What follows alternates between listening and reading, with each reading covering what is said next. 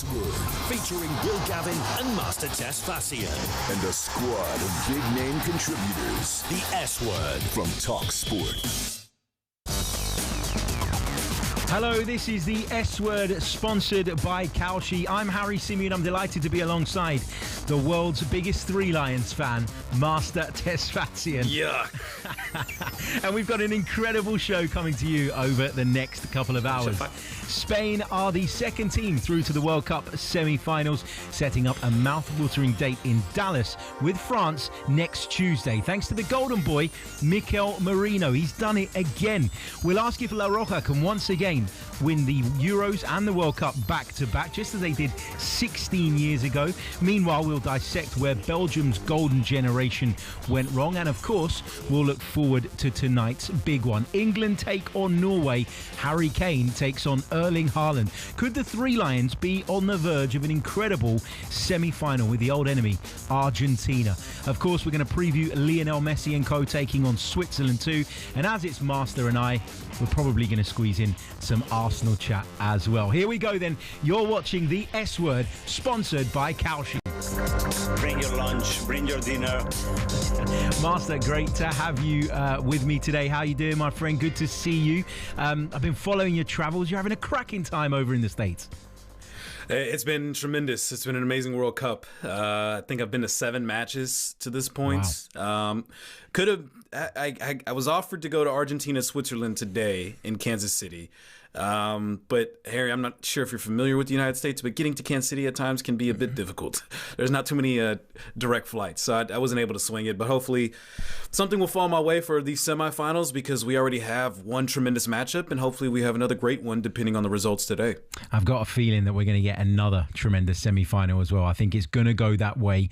I think you're going to end up with England, Argentina, and we know that that is a game that will provide... Slow down now. Listen, slow down now. Listen, I got cards on the table, Master. I'm not as invested in England as a lot of the people here at talkSPORT. I'm not. I'm from a different background. Why is that? Yeah. Talk to me. Why is that? Why is that? Because when I was growing up, and you'll empathise with this as an Arsenal fan, it was a team full of Manchester United and Liverpool players.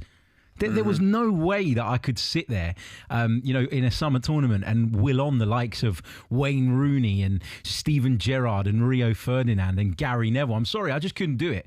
And a lot of the time I've been criticised for that. And listen, I want England to stay in the tournament, and I want them to do well, because the buzz in this country would die if England were to go out of the competition. But I think that when I look at England, I look at it with head rather than heart. And I think... when you're in that position, like you are, I think sometimes you can analyse England a little bit more fairly, because you take the emotional element out of it. And for you, I'm assuming that you'd quite like to see the upset tonight. I would love to see the upset. I would love to see England and Argentina lose today.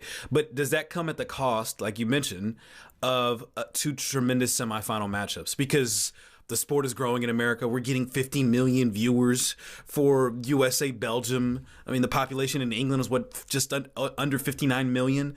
So just to put into context in terms of how many people are truly watching the sport right now in the United States. And of course, the bigger the countries, the more appetizing the viewership continues to grow, and the possibilities of a World Cup final that could reach 70 million, potentially 80 million in this country, depending on who the 4 matchups are. So who the 2 teams that advance through. But you'd like to see this momentum continuing, because you want this thing to finish off with a big bang. But also, I'm a hater.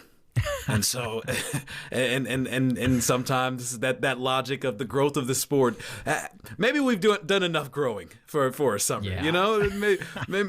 Maybe we could. Erling Haaland has been a great story. The Americans have gotten behind that. I'm sure we'll talk about that more on the show as well. Maybe I'd like to see a nice little. Nothing America loves more than an underdog. So maybe we'd like to see some underdogs in the semis. Well, listen, hate watching is a big part of the European football culture, so you're definitely in line with that. Look, let's start to break down then some of the action that we've seen over the last 24 hours. We've got our first World Cup semi-final. Spain beat Belgium by 2-1, and here's how it sounded on talkSPORT. Now Pedro Porro on the overlap, back in field to Dani Olmo, beaten away by Courtois, but fired in by Fabian Ruiz, and Spain have the lead, 1-0. But here's a cross in towards De Catalara, and Charles De Catalara has equalised for Belgium, and hold the back page.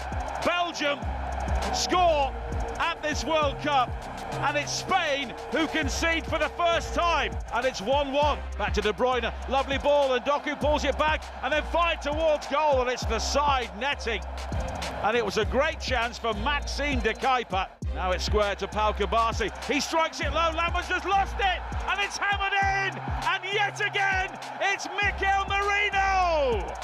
The Arsenal man steps off the bench and has surely won the game for Spain. It's Spain 2, Belgium 1, and Spain yet again have found the big moment. And that's it. Spain are into the semi-final. Mikel Merino, their match winner once again. Yes, it was Arsenal's Mikel Merino who scored on 88 minutes to dump Belgium out of the World Cup. And Master, I'm interested to get your thoughts on Spain, because whenever I talk to people about their performances, you tend to get kind of a mixed bag of reaction, I think. Some people seem to think, no, actually, what they do is really smart. They suffocate teams. They control possession. It's the Spanish way to kind of really dominate in that sense. And, you know, sometimes you look at the narrow victories that they've managed, and you could argue that, you know, maybe they haven't quite clicked into gear yet. Is that your assessment of this Spanish team? Because I feel like they're getting a bit of a rough ride from some critics. I don't think it's fair to say that they've not been very good. I think they've been efficient above everything else, and I think that's what you need in tournament football. I don't know, Harry. I think there's more to be had from this Spanish national team. And it's funny you say that, because 16 years ago on this day is when Spain won their first ever World Cup back in 2010. And that was a 1-0 suffering every match as the tiki-taka style, dominating possession and winning every game, 1-0. But we saw in the Euros a dynamic, electric, on the front foot Spanish national team that really could just take it to you and punish you. And we have yet to really see that in this World Cup. Yes, we've seen that in bits and pieces against Saudi Arabia, and you can even mention the Austria match as well. But in these other matches where, again, when we went through the Euros experience and we saw this dynamic side that could kill you from literally any sort of way possible in a midfield that dominated, I don't think that's necessarily what you can argue or dispute, that this is the same Spanish national team here. And that's why I think people want more, or are expecting more from the side. And I expected more in this match. And the main catalyst, who I was expecting to turn up and have a big game, didn't.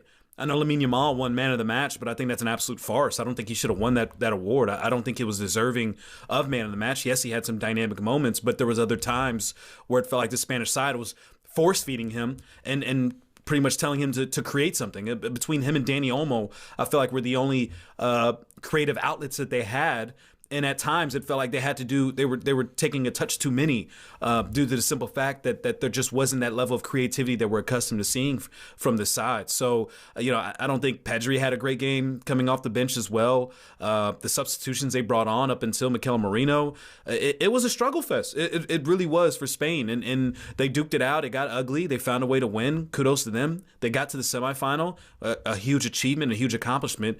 But I think the criticism is fair. I think there's more to be had from the Spanish side that we haven't seen yet. See, I don't think the criticism is fair. I respectfully disagree with you here, because I think that what we're overlooking is the direction in which, in particular, European football has gone over the last couple of seasons. And Spain are obviously a side made up of players that play in the top leagues, that, will be tuned in with the trends of European and Premier League football at this moment in time. And we saw Arsenal go and win a Premier League title by being efficient above everything else, by being really strong defensively. Spain conceded their first goal of the tournament last night. So the defensive platform is there. And yes, they've not always been their swashbuckling, brilliant selves at this World Cup, but we've seen so many teams set up really, really well defensively. I feel like if we're sitting there and saying that Spain haven't clicked all the time, I think sometimes we have to give credit to the opposition and the organisation of those teams. I mean, if you think about their opening game, they came up against a low block, right? As low a block as you could possibly imagine. So I don't know. I think that they're doing okay. And I think when you get to this stage of the tournament, having conceded just one goal, I think you deserve credit. I don't think the criticism is fair or legitimate. And I mean, there will be criticism about some of the team selection. De La Fuente obviously has won a European Championship, so he's got that in his back pocket in terms of sort of credentials, and he can show that off. What about Mikel Merino? Should he be starting games for Spain? Is that I want to stick with that point that you said there, because I think, again, 0-0 against Cape Verde, which we've all gained to grow respect with Cape Verde, but no one expected that result. 4-0 against Saudi Arabia, they clearly dominated that game. That we can push that aside. That's like beating the Faroe Islands in qualifiers, with all due respect to Saudi Arabia. Uruguay, very disappointing, underwhelming team that we saw that, quite honestly, couldn't score goals. Austria, congratulations on making it to the knockouts. I think this is exactly where this was their last stop. And then a Portugal side that was underwhelming on the attack as well, from a midfield that we expected more from, that we didn't get. A bunch of wingers that unfortunately were all disappointing and underwhelming. And whatever you think of Cristiano Ronaldo, wasn't as effective as he needed to be. And then now you go into this Belgium game, and Harry, Onana got hurt against the USA, tore an ACL. Before the match, Tielemans gets hurt. And during the match, Courtois and Kevin De Bruyne get hurt. And the Spanish side is essentially facing the backup Belgium team.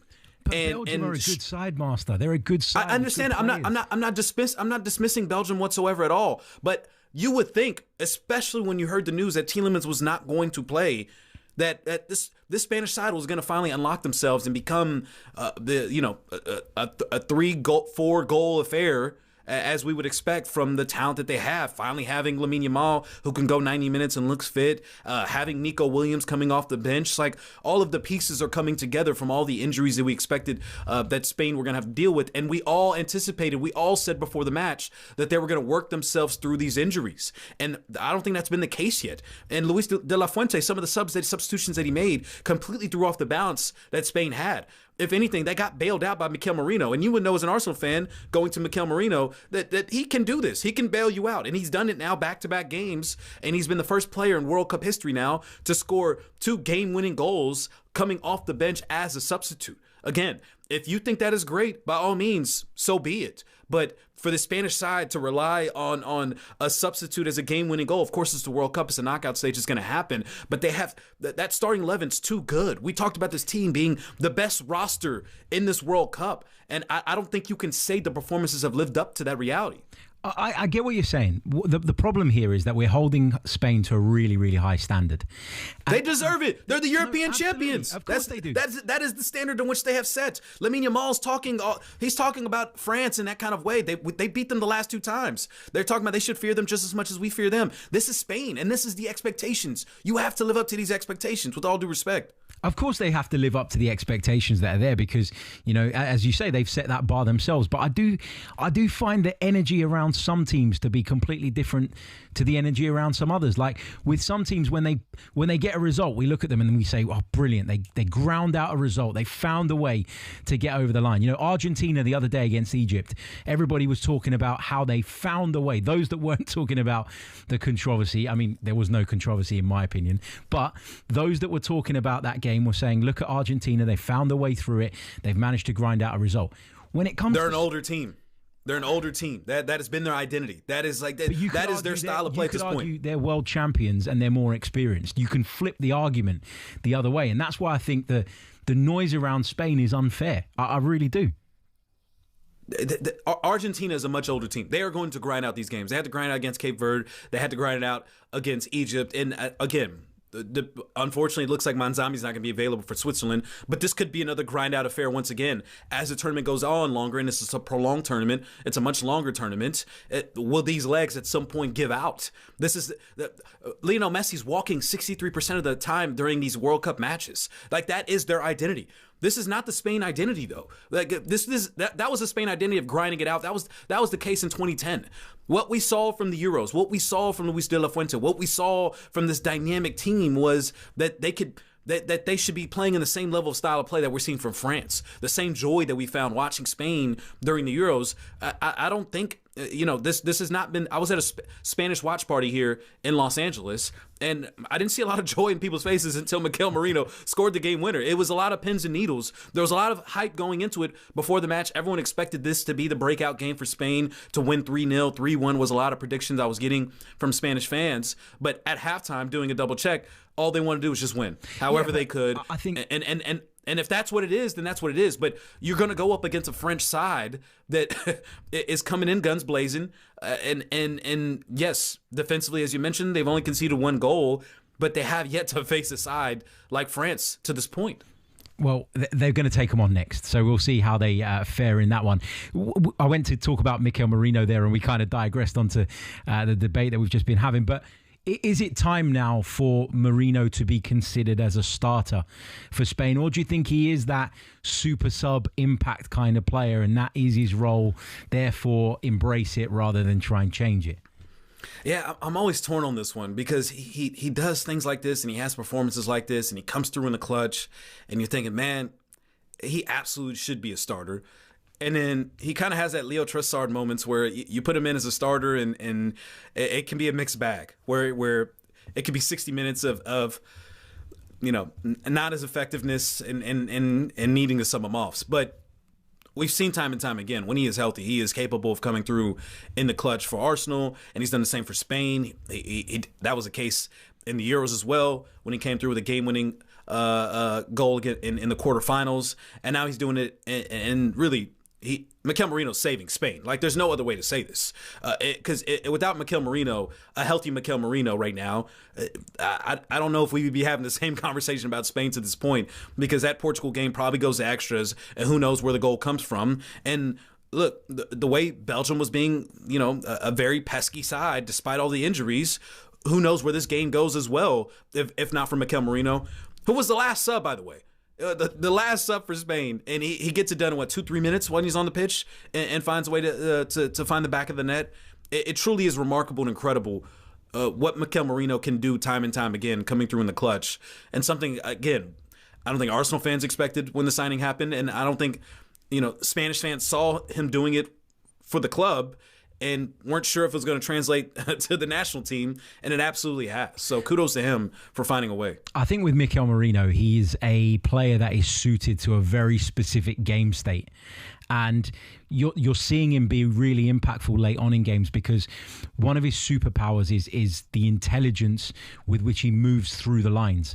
And I think what you end up with late on in a game, when people are tired, when midfielders are just starting to run out of gas, maybe they're not checking over their shoulder quickly enough, maybe they're not reacting quickly enough to the opposition movement, and you invariably see him start in deep positions and then work his way through the lines and end up being the furthest player forward. You see it so often, and if you've got the intelligence around him to pick out that movement and to pick out those passes, we all know what an accomplished finisher he is and how devastating he can be in front of goal. But I think De La Fuente's right not to start him in games because there are parts of Mikel Merino's game that don't necessarily align with Spain's overall philosophy. I don't think he's as mobile as some of their other midfielders. I don't think his pressing is as a high intensity as some of the others as well. So I think for those reasons, I think De La Fuente's right to use him like that. And I think, as Arsenal people, we see a lot of that. We see a lot of Mikel Arteta not using him from the start of games unless he's playing as an auxiliary striker, where his kind of off-the-ball stuff is less impactful on the team, I suppose, in terms of your shape. So, yeah, look, it's an interesting one. He's a great player. His knack for just being around and having a sense to find the back of the net. Again, I'm not comparing him to this player, but it just eerily reminds me. No one expected that from Jude Bellingham either when he signed with Real Madrid in that first season. He just was able to find the back of the net. Then he was able to translate it to England during that Euros run, and obviously what we're seeing right now as well. Just making those timely runs. A shot that gets deflected off the goalkeeper that spills out and being able to poke it in the back of the net. Like that is an innate. That is effort. That is not giving up on the play, and that is expecting and anticipating something good will come if I make this run. Yeah. And that is an instinct in which Mikel Merino has that he does really, really well. And you brought up a good point. Being able to take advantage of those tired legs is something Mikel Merino, making that extra run, making that extra effort late in matches. We've seen it time and time again, and once again, it's bailed him out. I do want to give a kudos to shout out to Belgium. We haven't had a chance to really talk about them. What an incredible run they had. I know a lot of people are going to talk about the golden generation and it being over, but for them to make it to this quarterfinals, and we expected them to potentially make this run because of the group that they came out of, and we kind of left a bit disappointed. But for them to make it to this point and to push Spain to the limits, let's be honest, and Charles de Catalar, who scored 3 goals in Serie A in 31 matches, and walks away scoring 3 goals in this tournament. Goes from someone that I wasn't too concerned with and is now causing me nightmares as a United States national team fan because of the brace that he scored against us, and coming through once again here for Belgium to tie it going into halftime and keeping it a very nervy, keeping it a very interesting game. Belgium fought to the very last second. Belgium fought with all the injuries they had to deal with everything, the circumstances, Donald Trump coming in and basically making it 12v11 against the United States. Like there is a lot to give praise for Belgium here, where I know the narrative is going to be the golden generation's done with, and all these people may be their last World Cup run, but for a nation of that magnitude and how small it is to be able to compete on this high level, to finish in 3rd place in a World Cup, and even on their last legs in the twilight of this golden generation, to go out in the quarterfinals against the European champions, I don't think it's anything to slouch at. And I think we should give them a lot of praise for the performances they put up in this World Cup and the way that they went out with dignity, fighting to the last second, and something that can give a lasting impression in terms of this golden generation. I think people should honor and recognize. Yeah, I agree with that, because I would argue the golden generation finished the last tournament. I would say that the golden generation was already done, because the players that were still in that squad that you would have sort of associated with that golden generation, if you like, are now over the hill. I'm sorry, Kevin De Bruyne is not the player he was 3-4 years ago. Romelu Lukaku is not the player he was 3-4 years ago. So I think this golden generation thing, is something that we could have talked about in the past quite a lot when talking about Belgium, but I feel like that moment's passed, and unfortunately this group are going to have to carry that tag for a little bit longer while they have those players still involved within their ranks, and that means that, in my opinion, they'll be judged unfairly. I completely agree with you. I think you're spot on. What they achieved at this tournament was very good, very respectable, and had the draw gone differently and had they faced someone else, maybe we'd be talking about them in the semi-finals of a World Cup as well. We're going to take a short pause. You're watching The S Word, sponsored by Kalshi. From kickoff to the full-time whistle, talkSPORT presents The S Word.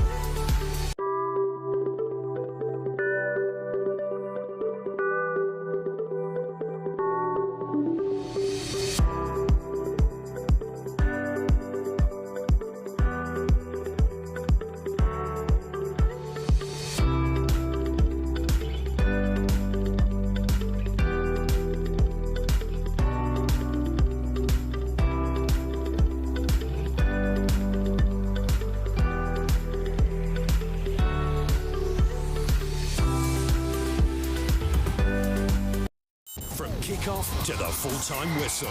Don't say the S word. Say the F word. Football. The S word from talkSPORT. Welcome back to the S Word, powered by talkSPORT, with myself, Harry Simonsen, in London, and Master Tesfazian is with us live from LA. England are in action against Norway tonight in the Hard Rock Stadium in Miami, and it is live on talkSPORT. Can you hear me? You boys took a hell of a beating. Are you ready? Do you know? I feel it too. England have beaten Mexico in the Azteca. They've now got Norway in Miami in the quarterfinals. Bellingham again, and he scored again! It's 2 in a minute! Are you ready? 2 in the middle now, swept in towards Haaland! Erling Haaland, you beauty! To score 7 goals for Norway in the World Cup is quite special. Beware England, beware Erling Haaland. Kane on the turn, oh, what a goal! Unbelievable support! We will go now full steam ahead to keep pushing and stay in the tournament. Are you ready? Do you know? I feel it too. I can't wait for tonight's game. What a cracker we've got in prospect. England taking on Norway. A place in the semi-finals is up for grabs. And I'm delighted to say that joining us now is Henrik Simonsen, Norwegian football journalist, who's over in the States, ready for the big game tonight. What's the atmosphere like, my friend? How's it all going? Hi, very good, thank you. The atmosphere here in Miami is fantastic. There was a huge Norwegian party here in the streets in the rain and thunder and lightning here last night. So we are really looking forward to this. Brilliant stuff, brilliant stuff. Look, let's hear from the Norway coach, Ståle Solbakken. And ahead of the game, he spoke to the media and he said that his side are rightfully considered the underdogs. Are you scared of facing Harry Kane? And secondly, do you think it will be a straight goal-scoring shootout between Erling and Harry Kane? I think it's Norway versus England, but I don't think it's a secret that Kane is the match winner #1 for England, and Haaland is the match winner #1 for us. Now I would like to see a Norway team that plays up to their strength and that we are ourselves, like we have been the whole tournament. Obviously, when you meet a team like England, who has great players on the wings, Bellingham, Kane, they can score from many positions, great duo in the middle of the park. We need to compete there, we need to defend properly, but the most important thing for me is that we are ourselves with the ball and that we dare to play the game and not the whole environment, and that we concentrate on the pitch and that we can be ourselves and play our playing style. England has more pressure than us, but we also put pressure on our performance. So, and when the game has started, I don't think the players think so much about the pressure. Then it's 11 versus 11. It's much more about the talk beforehand. Henrik, I love that from Ståle Solbakken, and I think he's done the right thing in terms of making sure that everybody knows the pressures on England, but also not discounting his team, talking about how they need to play with personality and play their own game. Is there a little bit more confidence in that Norwegian camp than maybe you expected going into a game like this? Yes, of course. Seeing what Norway has done in this World Cup has given the team and the whole nation a confidence that we were never close to having before. And it's a bit of a feeling that we have nothing to lose. We have achieved something historical here. We haven't been in the World Cup for 28 years, and now we're through to a quarterfinal. But also we see the opportunity to go further and maybe win the whole thing as well. Listen, you have galvanized this entire country because, I want you guys to win. I genuinely want Norway to beat England. I need our Arsenal boys to get a rest, and I'm tired of hearing from everyone from the crew in the show about how it's coming home. But I'm trying to go around America. I can't buy a Norway kit to save my life. It is sold out everywhere. The Americans have truly bought on to Norway. Not only that, they've become huge fans. The casuals who don't really watch the sport have all talked to me about Erling Haaland. How much has his profile grown for his personality, the YouTube videos, and obviously the goal scoring in this tournament to becoming, he already was a global superstar, but now it just feels like the commercial availabilities, and I feel like this is not the last that Americans will hear of Erling Haaland. Yeah, it's been really huge this World Cup. Like we've seen a total new side of Erling Haaland this World Cup. The last year, we've seen him becoming more visible in social media, but it's really exploded here in the US, and the way he has shown himself, the way he's been in the US, going to Manhattan on days off, going around in Kansas. It's been incredible, and we've been so surprised by his whole attitude here. And I talked to his agent Rafaela Pimenta, and she said that she thinks that's why he's also performed so well, that he's been able to relax and take his focus off the World Cup and then go all in and lock in into the games. We've seen him go golfing. I mean, we've seen him go golfing, as you mentioned. He's been in Times Square. He went to my hometown in Dallas, bought some cowboy boots, and he has truly embraced the cultural aspects of America in a way that I don't know if I expected him to do so, but it's been so refreshing to see. Yeah, it's been a really shock. He's had maybe the vacation of his life here in the US at the same time that has been blasting the World Cup. So it's been really strange, but very fun to see. Can I ask you, Henrik, about the Norwegian expectation levels? Because before the tournament, a few people had talked about Norway. They'd looked at Haaland, they looked at Odegaard and various other players in that group, and they said, you know what, this Norwegian side has the potential to be dangerous. But kind of internally, what was the expectation? Because to get to this stage is incredible in itself, but surely having beaten Brazil, those expectation levels have slightly risen, and maybe now there's a feeling that Norway could find themselves in the last four, which would just be incredible, wouldn't it? Yes, going into the World Cup, it was a bit of a nervousness because there was an expectation to get out of the group and maybe win a game. And if they did that, it would be a success. If they didn't, it would be a huge failure. So it was a bit nervous in the start. And after they beat the Ivory Coast in the round of 16, it's really exploded. And it's been utter madness both there in the US and in Norway, where people have taken to the streets and we had scenes we've never seen before. So that's really done that. Now everyone is happy, but we also see the opportunity to go further. And with players like Haaland, with Odegaard, Antonio Nusa, Sheldrup, everyone sees the opportunity for Norway to do something big, and on their day they can beat anyone. And that is something I believe every 5 million people in Norway think. Yeah, absolutely. Go on, Master. Go ahead. Yeah, you've been following this team, as you mentioned, but I'm curious because I've seen all the footages back in Norway from the kids doing the Vikings row in school. Every single product, it feels like, has someone on this Norwegian team plastered all over their faces.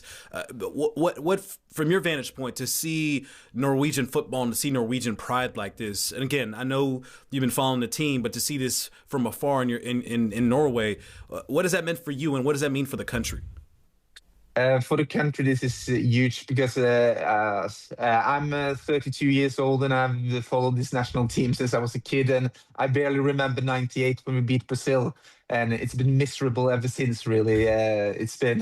We've never managed to do anything, so all we've been good at has been the winter sports, and now suddenly we have a team that can compete in football, and it's a huge national pride, and we thought we'd never have scenes in Oslo like we had in the 90s with national teams, but this has been madness and much, much, much, much more. So it's been a national pride that really no one could see coming. You get the sense that tonight's game, the outcome could be partly decided by that massive battle in midfield between Declan Rice of England and obviously Martin Odegaard of Arsenal. The two of them teammates at club level, but going head to head. And we heard from Martin Odegaard. He was discussing his Gunners teammate Declan Rice in yesterday's press conference. Let's have a listen. He's someone who always gives absolutely everything for the team, always fighting for every single ball, bringing his energy, to the pitch, to the team, driving the team forward, and he can do so many things on the pitch. He can defend, he can attack, he can be physical, he can be good on the ball. So it's a very complete player. So it's going to be a good test for all of us, and not just about Declan, but the whole team is unbelievable players. So it's a massive test, and we're looking forward to it. And hopefully we can make even more history. Henrik, what's the opinion on Martin Odegaard's World Cup so far? Because listening to Arsenal fans, myself and Master are very tuned in to the Arsenal space. I think there's been mixed reviews of how he's got on at this World Cup. He was very good against Brazil. There was a couple of other games where he was slightly criticised. What's the kind of Norwegian consensus on how he's performed so far? He's had a bit of a rough start. In Norway, there was actually a debate in the group stage after the first game that he should not be starting in the next game. And actually his teammates and the manager went out in the media and just called that for being not obviously going to happen. So many was concerned. He had many injuries this season, but really from game 2 he's been very good. And what he's done for the national team the last years is mostly been world class every time he's played. And his first half against Brassell wasn't so good. Then he played an amazing second half and was really important for the Norwegian team to win that game. So. For the Norwegian offensive game, he's extremely important, and also the defensive work he does. He runs so much, he talks, he's the leader of the team. So to have that debate was a bit of a shock for the manager, Ståle Solbakken. And it was never an option to put him out. And I think it's one of the big reasons Norway are through that Ødegaard has found his form here. And Master, it works for us, doesn't it? If he finds his rhythm, because it feels like the more he's playing, and he's playing sort of games in close succession at this World Cup, which is something he hasn't been able really to do for Arsenal for quite some time. You feel like he's getting fine-tuned again, back to the point where he can be a real game changer in the Premier League again too. Hopefully, yes. I mean. Go ahead, Henry. That's the hope, I would say. But go ahead, Henry. Go ahead, you. I mean, that's the hope. But again, it's the World Cup, so it's like a completely different stage. And I've been really happy to see the smile on his face, especially post-match as he's banging the drum and doing the Viking row. And that's something that, truth be told, going to Arsenal matches and seeing him getting jeered by the crowd as he's trying to encourage them on, even after mistakes he's made or other players have made. He's always kept that encouraging, positive, optimistic outlook. And I think that's done him some good here, Henrik. Yes, really. And you saw he didn't have his rhythm in the start of the World Cup, and it's just been better and better. And his link-up play with Haaland is extremely good. They are so dangerous together. And you see now he's dropping deep to get the ball. If Norway struggles, he's the one who helps the team to find the rhythm and the calmness. And so he really found his way. Henrik Simonsen, thank you so much, mate. Best of luck for tonight. Pull it off, baby. Come on. Pull it off. Come on. With the whole country of America's behind you. Come on. Pull it off, baby. I'll be at a Norwegian bar watching this match in LA, and I'll be doing my Viking row. Even though I couldn't find a Norwegian kit, unfortunately. I will need to find something else to wear, but I will be there supporting, rooting, and hoping you guys can pull it off and make it to the semis. Henrik, thank you. Thank you so much. The Viking row, I have to say, has been one of the best things of this tournament. I've really enjoyed watching it, and the scenes that has created have been truly incredible. Look, we're going to break, but we've got some breaking news to take into this break, because Jurgen Klopp has agreed to become the next Germany head coach. Yes, he has agreed to take on the role. We're going to discuss it very, very shortly with our European football expert, Andy Brassell. We'll be with him. Perfect guy to have on with us. Perfect. It's as if we knew. It's as if we knew. You're watching the S Word, sponsored by Kalshi. Big name reaction from both sides of the pond. The S Word from talkSPORT.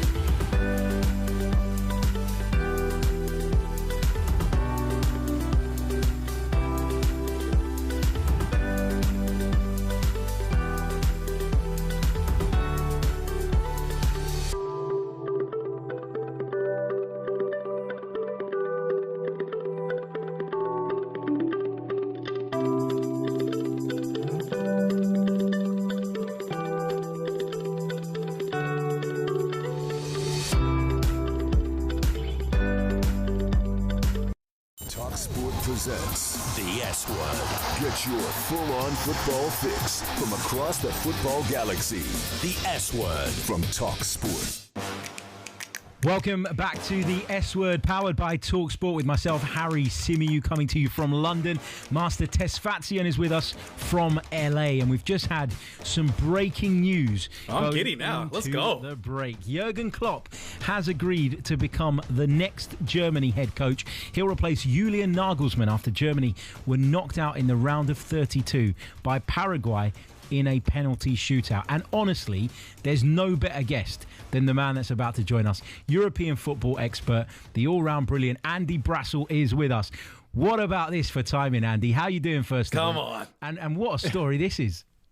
Yeah, it is. And you know what? This has been on the cards for some time, going back to before the World Cup. So if we go back to probably about March, April, there's already talk in Germany that even though there's a contract extension for Julian Nagelsmann, that the DFB, the German FA, are talking to Klopp, because they know that he would be interested in it in the medium term. They also know there's a huge possibility of it blowing up at this World Cup. Now, maybe we didn't imagine it would blow up quite as early as it did, and in quite the context that it did against Paraguay, but there are already doubts about Nagelsmann, about his ability to sort of lead the group on a human level, really, at that point. And if you're saying that's the question, Klopp is the perfect answer to it. You know, it's not just the fact that he's at this point in his career where he doesn't want to be a club coach anymore, but at the same time seems a bit like stymied by the politics of the job he has at Red Bull, which is quite alien to him in a lot of ways. And he enjoys such unanimous approval in Germany as well. I mean, we said about that contract extension for Nagelsmann. I think we all know, all three of us and everyone listening, that once you get into a major championship and, you know, results go one way, the contract you've got, it almost doesn't matter anymore. Andy, great having you on to just help discuss this and break this down, because there's a couple thoughts as all of this news was unfolding from a lot of people. What kind of immediate impact can Jurgen Klopp have, and how much of this is a systemic issue that Germany needs to resolve? Because as much as we want to blame Julian Nagelsmann, the quality of the players that they had simply is not what we expect from Germany. No, I think it's less the quality, more the profile, Master. I guess that's how I'd frame it, because I think if we go through the Germany squad player for player, which we obviously don't have time to do, but you know, I think we all know the headline acts. There's nothing much wrong with their players, but it's an interesting discussion that has been happening in Germany for a number of years now, how there was this hard reset in the way that German players were produced at the start of the century, following a really awful Euro 2000, which was like the tipping point. And the sort of players they produced, and it's a little bit like what English football has done, really. You know, we produce, and Germany produces, more technically good players nowadays. But there's been this sense, especially that things have gone so wrong since the 2014 World Cup, in a World Cup context, that maybe Germany are missing a little something. You know, maybe Germany are missing the sort of hard-nosed players that they used to have. Now, obviously, some of this has been shoveled on Guardiola at Bayern Munich, and obviously he has changed the way that global football has played. But it's almost felt in Germany that maybe he has had too much of an influence. Look, you can't lay it all on him, but there is a sense that, you know, if you think of Euro 96 Germany, World Cup 2002 Germany, which player for player was quite inferior to the team that went to this World Cup 24 years later. But, you know, they got to the final despite the fact they didn't really look much cop. I think that makes a difference. Now, I think Klopp can be more than a Band-Aid. He can be a bag of polyfiller, perhaps, and like some sort of something for sanding as well. I don't know. DIY is not really my thing. I walked into the wrong metaphor there. But look, I think what Klopp can do in terms of creating accountability, in terms of unifying people, and in terms of creating a relationship, Master, between the German general public and their national team again. I think that is absolutely imperative, because that is what has really lacked over the last couple of tournaments, where it seemed like the German general public is actually a little bit disinterested. Can I ask you though, like I agree with all the things you're saying about Jurgen Klopp and the strengths that he has and, all the brilliance that we've seen from him at club level, that's undeniable. But I always wonder how managers whose entire careers have been spent in the club game make that adaptation from club football to national team football. Because if I think about his Liverpool teams, which are the team that I've watched the most of, I know he's done great things in Dortmund and in Germany as well, but it's the Liverpool team that I use as a reference point. I see a team that was super well drilled, that was really well organised, that played with this incredible intensity. Everybody knew their roles. Everybody knew their jobs. Trent Alexander-Arnold had a very specific role. Mo Salah had a very specific role so that you could get the best out of all of those players. But I think to achieve that, you need to have players day in, day out on the training ground. And so my biggest concern when a manager like Klopp, whose football is so detailed, moves over to international management is, right, how do you implement that now, given that you barely have any time with these players? Is that a valid concern, or are you confident that Jurgen Klopp will make that transition and will find a way to be successful on the international stage as well? It's a more than valid concern, Harry. And I think really the most successful plans at international level tend to be the simplest ones. And I think Klopp will have that into account. I think the riposte to your point really would be Antonio Conte, who did a really good job with Italy, despite the fact, again, he's someone who needs to almost live in the players. He's just so unbelievably intense. But he managed to get that to work at international level with, I think it's fair to say, a not outstanding Italy team that he had at the time. So I think you're looking for a similar sort of thing from Jurgen Klopp. Look, I think it's not as easy when you don't have every day. But look, I think honestly, there's less of a level of tactical rigour required at international level, simply for the reason you talked about, because you have to be quite direct. You have to get across quite simple concepts. All the players don't need walking through everything, because for a start, if you come to a World Cup, they're warm already. Well, they're more than warm. They're boiling hot. They've been going for 60 games, haven't they? So I think really it's about R&R and getting simple ideas across. And Klopp has always been quite good at that. He's a really skilled communicator. And also, I don't think he'd really relish going back in and going scorched earth all over again. I think that's why it suits him as well as suits Germany. Yeah, it feels like he's at a different stage in his career, isn't he? Go ahead, Master. He looks much happier and healthier from all the footages and videos that we've seen of Jurgen Klopp. And so going back to the point that you made of the previous German reset, are we experiencing another German reset now with Jurgen Klopp, this new Nike contract that we see that's going to pour in a lot of money into the German Federation, and even to a certain extent, Adidas pouring in money into the Bundesliga? It feels like the financial resources, having the right guy that everyone can believe in up top. Is this another German reset, as you said, to help find that profile to reestablish the German football identity? I think it's a really interesting idea, and I'd like to see how that's going to work. Look, the advantage that Germany has over, say, the English FA is that the German FA will always have, because clubs have such an intrinsic part of the game over there, and fans have such a say as well. I think because there's a bit less money in it, if we're being perfectly honest, the German FA has more power over the clubs because there's such a central part of the game. So, for example, when they did the previous reset, they could just say to the clubs, some of your funding is reliant on the fact that you do this with your academies, that you really make an effort to produce players, and you make sure that they're good developmental places, and that you really invest in your academies. Whereas, I don't know, that's very different, because the clubs have a greater power rather than, you're really talking about cultural importance rather than power in Germany.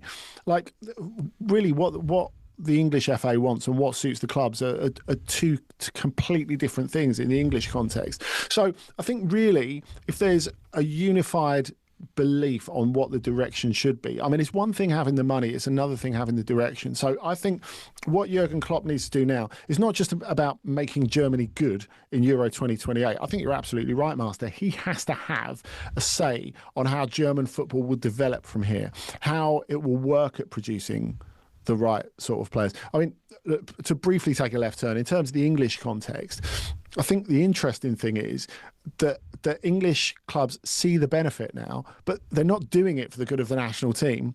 They're doing it because really it's a cottage industry for them, isn't it? It's selling players that they produce. And obviously Manchester City and Chelsea have done that very, very successfully over the years as well.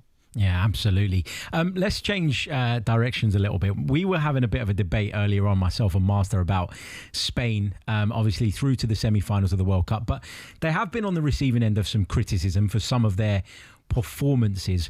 Where are you on this, Andy? Because my point was that they're playing a brand of football that is in tune with what European football looks like now, at the very highest level. You know, be defensively secure.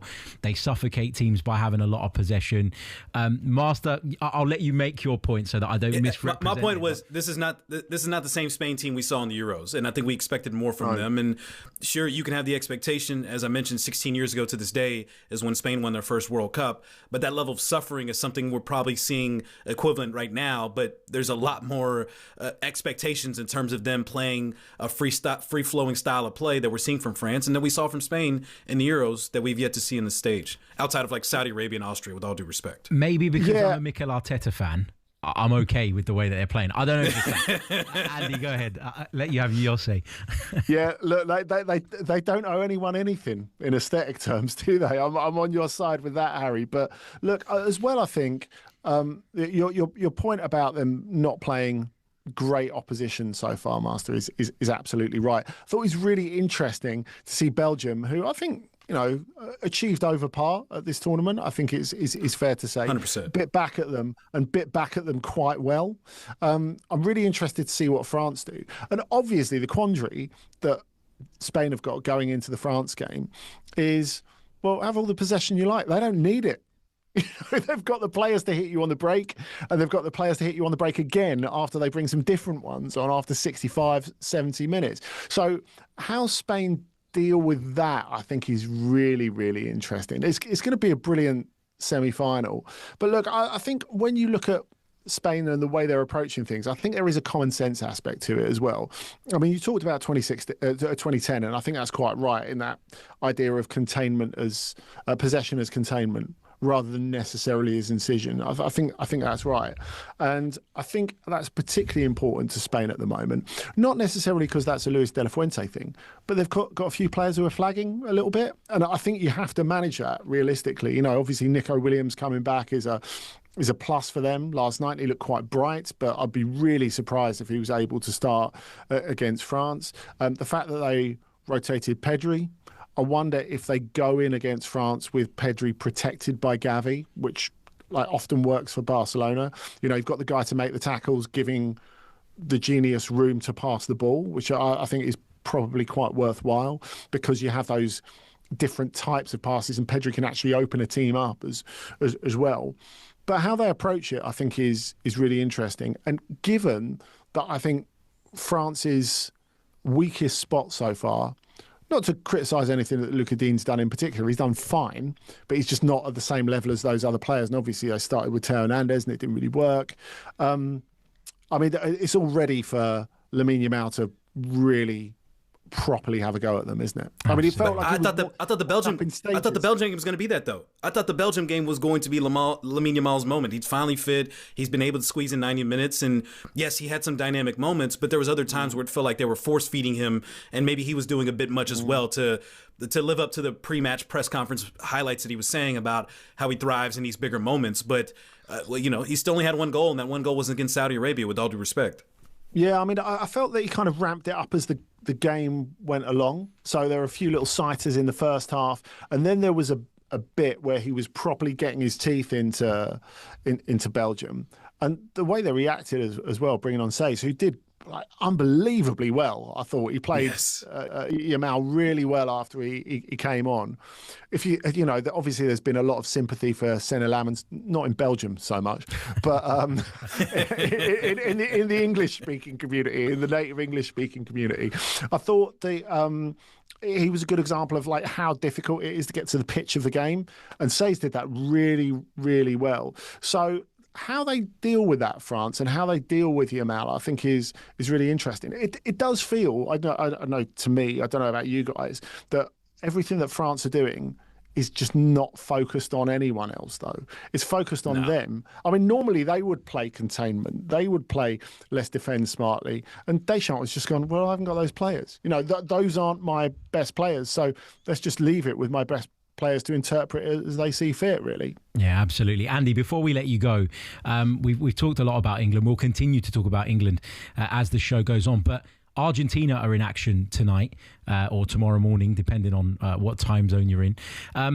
Now, who doesn't want to see more Lionel Messi at this World Cup? I can't get on board with anybody that wants to see Murat Yakin. Argentina sent home. Yeah, maybe Murat Yakin. Absolutely. But are Switzerland capable, in your opinion, of stopping the Argentina train? Because even when they've looked up against the ropes, down and out, they still seem to find a way. And invariably, the little magicians at the heart of it. Are Switzerland a stern enough test for Argentina to be worried tonight, in your view? Yeah, I think they are. I think they can make it really difficult for Argentina. And we're always perpetually surprised by the Swiss, aren't we? But actually, you know, they've got a great spinal column. They maybe don't have that superstar striker. I wonder what Switzerland with Mbappe would look like. I mean, it's an interesting thought, isn't it, really? Because they don't have that top quality cutting edge, you know. Maybe in time their midfield becomes that. Maybe Yohan Manzambi becomes that for them. If we're looking maybe a tournament further down the line after he's played a couple of years in the Premier League. But look, I think Switzerland are way tougher and more difficult than people would like to admit. They're definitely better than the last two teams that Argentina have played, and they made heavy weather of that at various points, didn't they? So I think everything's on this for Switzerland to make it like quite tough for them. It's going to be an interesting game. The one part that I'm looking at is can Argentina's legs hold up with this prolonged tournament, especially in that Kansas City heat? And with the, as you mentioned, the fitness issues with Manzambi and Ruben Vargas, they contain Colombia very, very well. Is that something they can replicate with those two guys? Obviously, Manzambi not being there and Ruben Vargas being less than ideally fit. Like that just feels like a chess match that I'm just very interested to see how it plays out.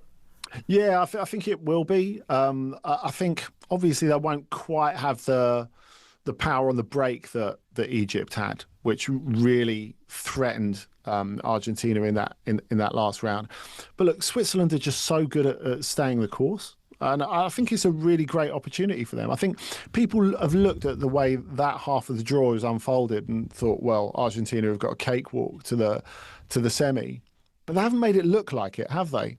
And, you know, everything relies on being able to serve Messi. And that is a lot to ask to do again and again and again, I think. Yeah, absolutely. Andy, thank you so much for joining us, mate. It's always a pleasure. Amazing as always. To you. I could listen to Andy talk about football all day, honestly. Andy, thank you so much. We're going to take another short pause. You're listening to the S Word, sponsored by Kalshi. And when we come back, we've got another brilliant guest to preview that huge England game coming up tonight. From the touchline to the terraces, talkSPORT presents the S Word.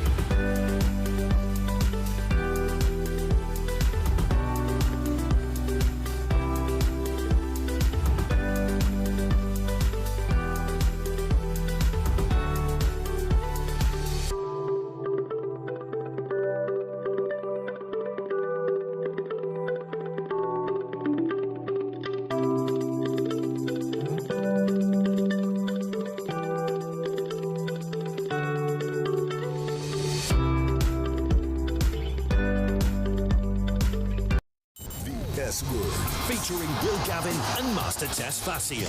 And a squad of big-name contributors. The S-Word from talkSPORT.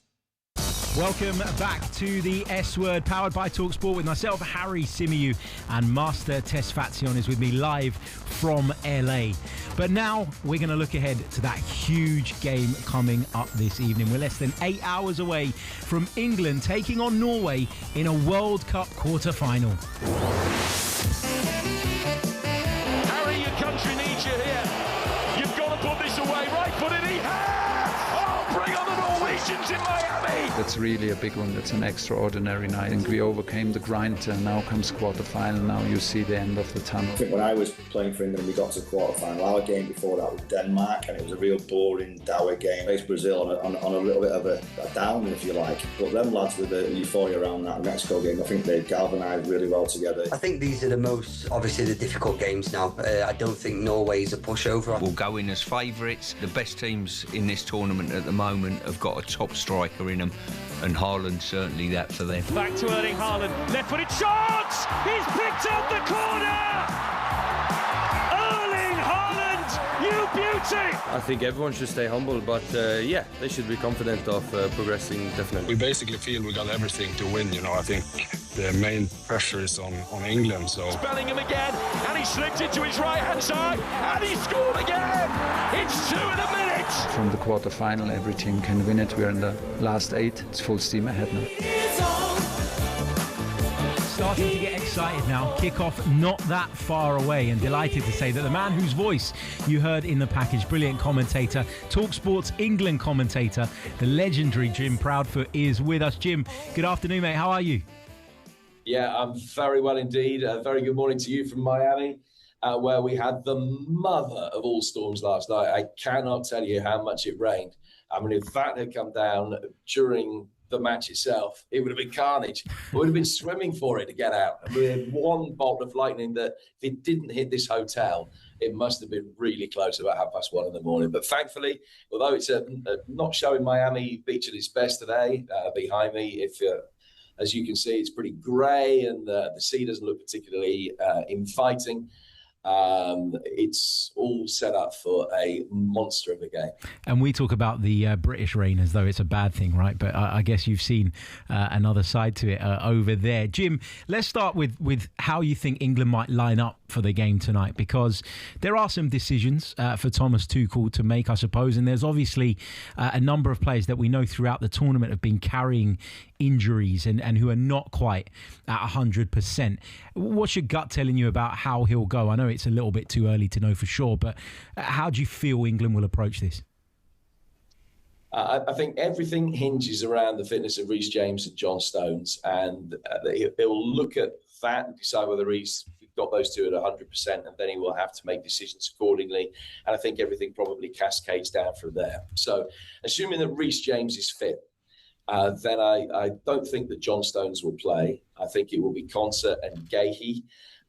Clearly, Mark has also got this niggling hamstring problem, so John Stones can come in and replace him. And John's got a decent amount of minutes behind him in that game in Mexico, where he played really well. And so that would be a relief to everybody after his own injury concerns. If Reece James isn't fit, that is difficult. Now, there is a train of thought that it would be Jed Spence would play at right back, and that it would still be Ezri Konsa at centre-half. I wonder whether it could be Konsa at right back and that Gahey would partner Stones or maybe Dan Burn at centre-half. The other question is Declan Rice. What do you do with Dec? Bearing in mind that he's been laid low by a bug this week.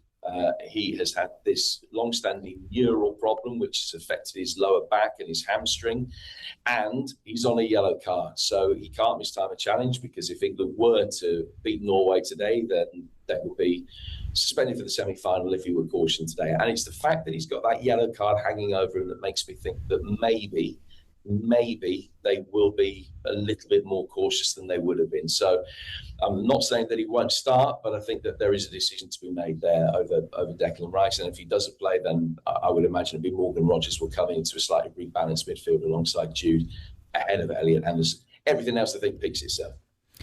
Very interesting. Very interesting. It's you talked about Dan Burn, and I know there's been a lot of calls for Dan Burn for him to start, especially when you think about the physicality with Erling Haaland. Is that an outside chance based off the scenarios that you're playing out? Is that a possibility? Do you think that's a good idea going into this match? It's a possibility. I think it's probably unlikely, but it is a possibility. But you see, the one advantage that I think Dan Burn has is that he hasn't trained with Erling Haaland week in, week out. Now, that might sound counterintuitive. I think that if you're Haaland and you've trained alongside John Stones for 3 years and Mark Gahey every week for the last 5 months, you get to learn what a defender can't do, and you can play on their weaknesses. And I think that familiarity probably comes down more in favour of Haaland than it does in terms of the two England defenders. So if you're playing against Dan Burn, it might be slightly harder for Erling Haaland from that point of view. I mean, I appreciate that the other point of view, that the defenders know Haaland's tricks and they know his game, but I just got a feeling that familiarity isn't necessarily positive for England. So I think it's on that basis that if Dan Burn were to be selected today, notwithstanding the injury problems elsewhere that might force Thomas Tuchel's hand, then I think that would be the thinking behind it. I think Haaland's such a difficult one because we've seen him just literally cruise through a game, barely have any involvement, and then just burst into life. And I'm not saying that defenders don't concentrate for the entirety of 90 minutes, but he almost kind of lures you into this false sense of security. You might think you've got a lid on him. You might think you've got him under control. I mean, you go back to that Brazil game, the cross that came in, Gabriel up until that point had handled him pretty well. And then there's one sharp bit of movement. He gets in front of you and there's nothing you can do about him breaking the deadlock. So I think Haaland, is just such a difficult player to keep a lid on it. And Jim, in terms of Norway overall, have you been surprised by them at this tournament? Is this about what you expected from them? Because they've got some great names on paper, but obviously it's been a long time since they've been at a World Cup, let alone competitive at one. To your first point first, I think that Haaland, Harry, it's even more prevalent for Norway than it is for Manchester City, that he goes through games feigning indifference and then all of a sudden good opportunities come his way. And the stats would tell you that the standard of opportunities that Norway create for him are actually better than those that Manchester City create for him. If you look at XG and the average XG per shot, etc., and sort of really bear down into the deep nuts and bolts of it statistically. So that is a little bit frightening. I mean, he has scored in his last 14 competitive internationals. Nevertheless, I am still surprised they've got as far as they have. I thought that a round of 16 defeat would be what they could expect. I thought that they would give France a tough game in the group. Obviously, that didn't pan out because they'd already got the job done, and so they made a decision to rest 10 players. So I don't think you can read anything into that 4-1 defeat to France, except for the fact that probably they haven't got a lot of strength in depth, which England, injuries notwithstanding, certainly have. To beat Brazil, I didn't see that coming. I thought they had a puncher's chance, but no more than that. They had the best forward on the pitch for that game. The best number 9 on the pitch, should I say, because I think Haaland against finishers is a different debate. But they had the best number 9 on the pitch for that game, and had Haaland been playing up front instead of Endrick in the second half, it would have been a different story. What I've been most surprised at is that Ståle Solbakken has moved away from the archetypal Scandinavian model, and that they have so much more possession now than they have ever had before. And that was really prevalent in the Brazilian game, because if you told me even 18 months ago that there'd be a match in the World Cup between Brazil and Norway where Norway would have the majority of possession, I'd have laughed at you. Just would have thought that was completely absurd. That's how it came to pass. They managed the ball really carefully. Ødegaard is fantastic. He's integral for that. And they will have long periods of possession. And it is possession for possession's sake, but it's management of the game. It's wearing the opposition out. It's having a rest themselves. And that is what they've been able to do. That has been really impressive, as well as being able to feed Erling Haaland. So are we expecting a counter-attacking style from England then, considering what you're saying and the idea that potentially Norway could have more possession than England in this match? I don't think that they will necessarily go quite as much with it, Master, in this particular game, because they know that counter-attacking football is what England want. For all that they have, all this talent at the front end of the pitch, England's best performances are in games where they have less of the ball against better opposition. We've seen that in the two big wins that they've had in this tournament have both fallen that way, where they've had less of the ball than you might expect and have been able to hit on the counter at times, certainly in transition. So I don't think Norway will fall into those hands. I do think that they will have a lot of the ball, but they will sit with it quite deep. So I don't think that they're going to allow England those counter-attacking opportunities, because Norway's possession isn't to try and hurt England at the front end of the pitch. It is almost bore the pants off everybody and just sling it around the back and try and manage the game that way. So I don't necessarily think they'll be naive enough to fall into the traps that England will want them to set by having all this possession. Jim, what about Thomas Tuchel? Because he's obviously a manager of incredible sort of pedigree. He's come into the England job. There was a debate when he first took the job around whether or not, you want a German coach managing England. We've heard that debate over and over and over again. Nobody ever doubted his credentials, but that debate was certainly there. It feels to me, looking from the outside in, that he's kind of ingrained himself in the culture really, really well. Have you been surprised by how positive a relationship he seems to have with the group? We're seeing pranks, we're seeing all sorts going on in the camp. It gives you a good sense of how well he's managed those relationships so far. I think he's a fantastic manager. He's not with the benefit of hindsight. I was all for his appointment. I want England to win the World Cup. I want England to be successful. There is the smallest part of me that would rather that happen with an English manager than a foreign manager. But that is only because I think that international football should be purely international, and that it should have the same qualification process for staff as it has for players. But listen, above all, the rules are as they are. It doesn't bother me who the England manager is. I want the best England manager. I think Thomas Tuchel is absolutely fantastic. Even if England were to go out today, I think that they've done well. Now, today's the tipping point. I think in public opinion that if England were to get through this, they will be regarded as having had a successful World Cup. If England lose a quarter-final to Norway, they will be regarded as having had an unsuccessful World Cup. I think that Thomas Tuchel has done a good job and that the omens are bright going forward. He loves England. He loves English culture. He's talked about that a number of times. I think he's a really good fit for this set of players. There's clearly a huge amount of respect that he holds in the dressing room. They adore him. They think he's fantastic. They believe in him. That's the most important thing. He doesn't sing the national anthem. Couldn't care less. I really, really couldn't care less. He's German. I couldn't care less. As I say, there's such a small part of me thinks that I would rather England won the World Cup with an English manager, but I would much, much, much infinitely rather England won the World Cup with Thomas Tuchel in charge than they didn't win it at all. Absolutely, absolutely. Has Ed Sheeran come by and serenaded you with his lovely tunes yet? Is that it? You know what? Oh, I had to bang on the wall in the middle of the night. It was so loud. Oh man! Ed, I thought he could hold a tune. How have you been enjoying it? You've been in so many different cities. Miami now. We've talked to you in Dallas and Boston. You've been in Mexico City. Rank your cities. Which ones have been your favorites? And it seems like you've dealt with some crazy weather in every single city to deal with. It's drastic cities with different cultures and different weathers. God, no pressure. It's like asking me to name my favourite child. And all four, I hope, would think it was them, by the way.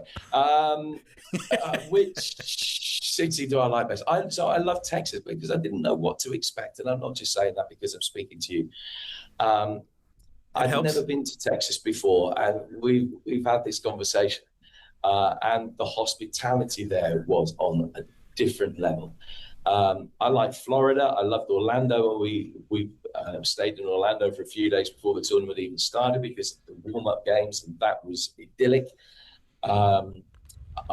New York, I'm very fortunate that I know a little bit more, and it's always good to go back there. We stayed in Providence in Rhode Island where we were covering the games at Foxborough. We did that rather than Boston, and that was, say, quaint. It sounds condescending, but I live in Salisbury, which is the archetypal quaint English city, so it was right up my street. Everywhere we've been, we've enjoyed. Mexico City was very different. Don't get me wrong. For me personally, 2 days was enough. I feel immensely privileged that I got the opportunity to go there and to see it and to see that game, but also to experience their culture for a small amount of time. So that was fantastic. And I appreciate that is a long-winded answer. That is me completely sitting on the fence. But there's nowhere I haven't liked. It's been great. You know, I love American culture. I love your sport. I love everything about the place. It's been great. Jim, before you have hit up so many amazing cities. I would say I'm envious, but I've also been traveling around as well. But to have those different cities and locations to cover England, it is a great road trip and a great journey. Jim, before I let you go, I've got to squeeze this one in, right? Big game coming up tonight between Argentina and Switzerland. Would you rather, as an England fan, have that quote-unquote easier tie against Switzerland should England make it through, or would you rather that blockbuster game against Argentina in a potential semi-final? Which one would you prefer? Are you kidding me, Harry? Are you kidding me? I want to play Switzerland. It's on every level. On every level. I must say, having been fortunate to see Argentina in the flesh in the game against Cape Verde here in Miami, a week yesterday, they don't hold as much fear for me as they would have done before a ball was kicked in the tournament. And obviously they've scraped through another game since then with that remarkable game against Egypt. But Argentina are a better side than Switzerland. All that matters is your name getting engraved on the trophy. There's no asterisk. Oh, they only played Norway and Switzerland on the way. That's not how it works. I want to play the easiest game, and my perception is that Switzerland would be an easier game than Argentina. So I would rather England play the Swiss. But having said that, I don't fear Argentina either. Listen, fellas, there's a game to get through first. Yeah, this one is. You got to be Norway. The formality. I don't think that everyone thinks it is today. No, of course, but you can't help but look ahead in these tournaments with the brackets, and you can see. I don't know. You can't help it. You can't help it. We had the same in the. You start looking ahead, and you're going home. No, we had the. You start looking ahead. You start looking ahead, and all of a sudden you're looking at flights home. No, we had this thing in the Champions League last season with Arsenal as well. We were looking at that side of the draw, and we were mapping out our route. That's just what the football fan in us will do. It's inevitable. Jim, thank you very much, mate. Really, really appreciate your time. And have a great call tonight.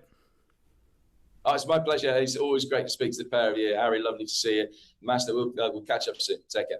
All the best, mate. That was good, buddy. Brilliant Jim Proudfoot, talkSPORT's England commentator. Remember, of course, jumping ahead, Harry. You get too antsy about the semi-final. Listen, I think Norway have got a chance tonight. I really, really do. But the prospect of that England-Argentina game, that is a World Cup blockbuster fixture. That is the kind of fixture that you will remember in 30, 40 years' time. The England potentially against Switzerland game, you'd only remember that if England went on to win the World Cup. If they don't, then that's a fixture that just disappears from the memory. But anyway, look, we got a break. We'll be back, and we got more football chat coming your way. You're watching The S Word, sponsored by Cauchy. The S Word with Will Gavin and Master Tesfacion from talkSPORT.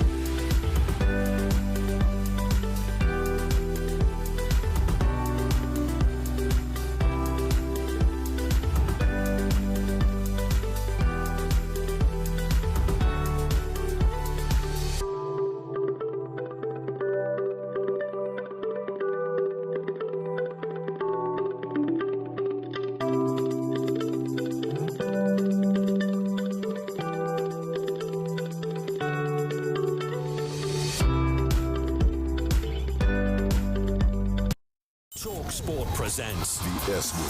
High energy exchanges, fiery fan reactions, and the biggest football debate. The S Word from talkSPORT.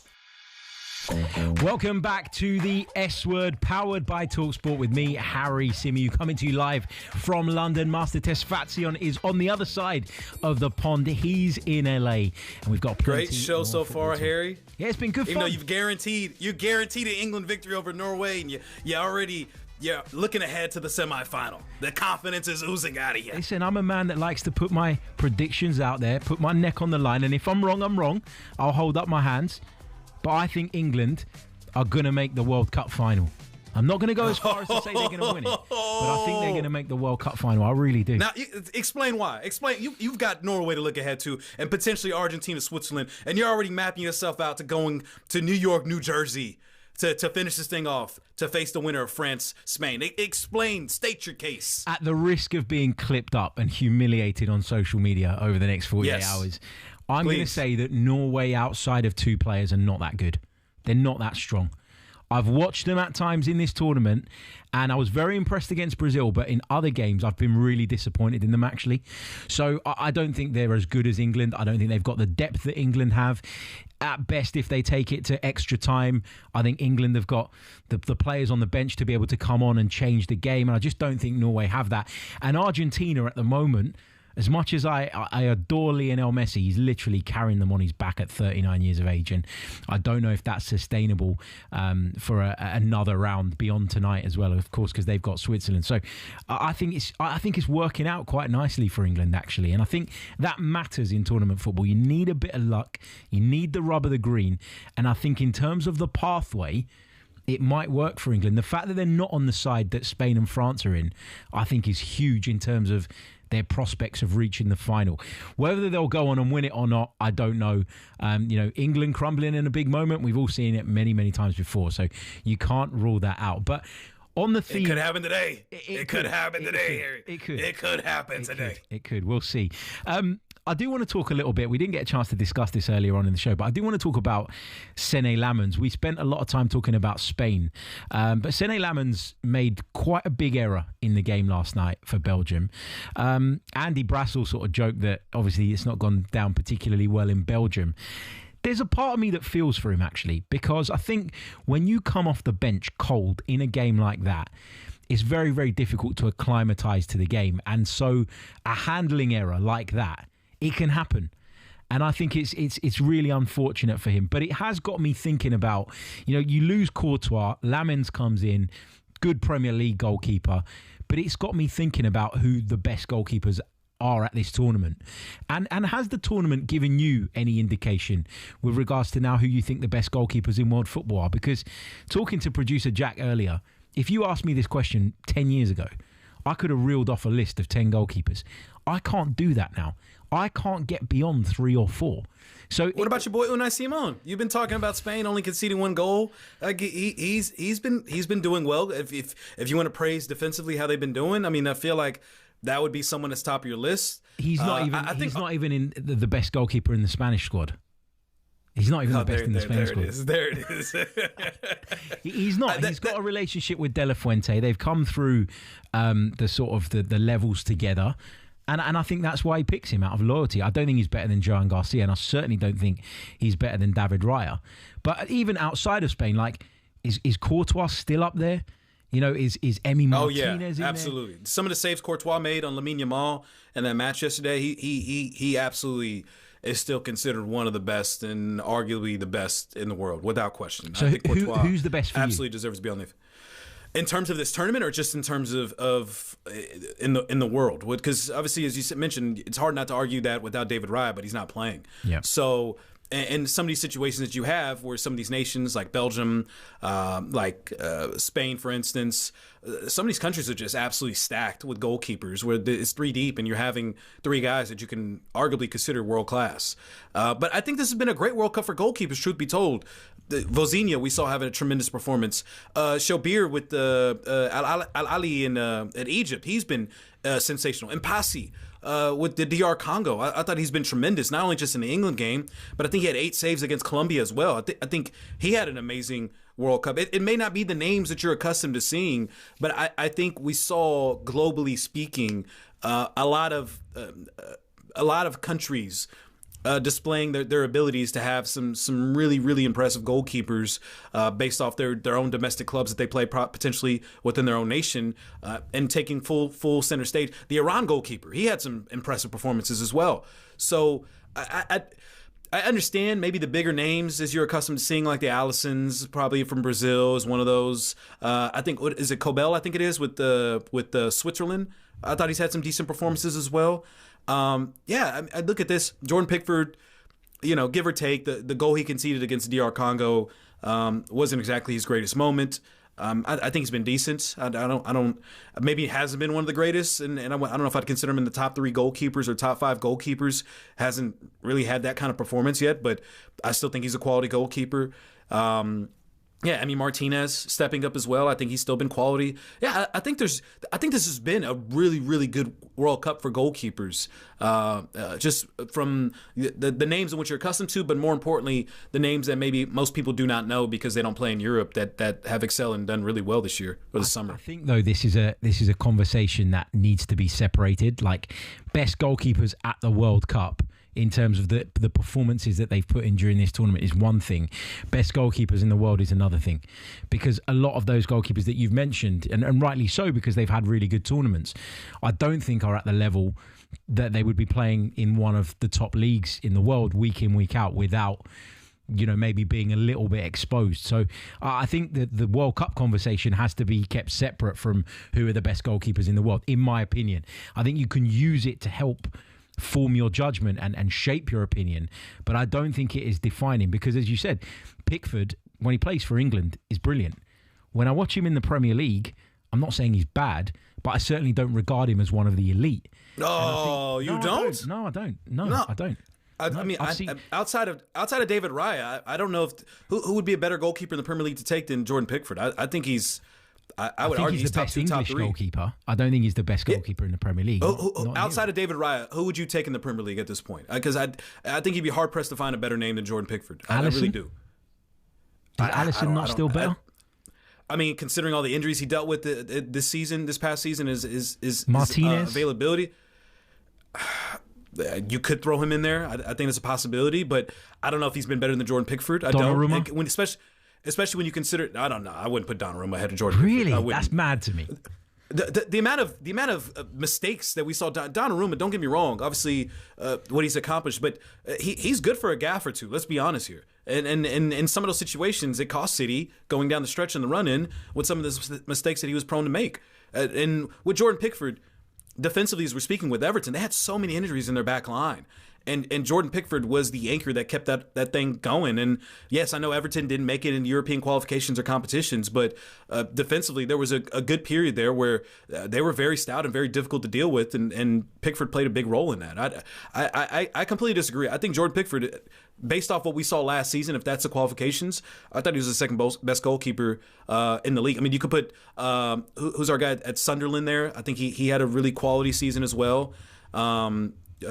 Henderson, I thought had a good season as well. But yeah, I think Pickford's name, I think it should be absolutely up there. I think he's probably in the top 5 Premier League goalkeepers, but I wouldn't put him I can't with any degree of certainty say he's any higher than that. Look, Everton done us a favour against Manchester City, right? Rolfs is the one I was thinking of at Sunderland. Yeah. Rolfs, I thought he had a really, really good season with Sunderland this year. But I wouldn't take him over Pickford. I wouldn't take Henderson over Pickford. I wouldn't take Donnarumma over Pickford. I don't think I'd take Emi Martinez over Pickford. I think, Master, though, it depends on what you want from your goalkeeper as well. Because, for example, right, you look at Donnarumma, and I don't think there's a better shot stopper than Donnarumma. When he's on tip-top form, we've seen it, up against Arsenal, we've seen it many times. Unbelievable saves, down to his left, down to his right, gets down low so quickly for such a big man. He's incredible. But then if you ask him to get the ball at his feet and distribute, he can't do that like some of the other goalkeepers. And I think the goalkeeper that suits your team is going to be different depending on how you want to play. If you want to play out from the back, and I know that is a more common thing now in modern football, then you need a goalkeeper that can do a little bit of all of those things.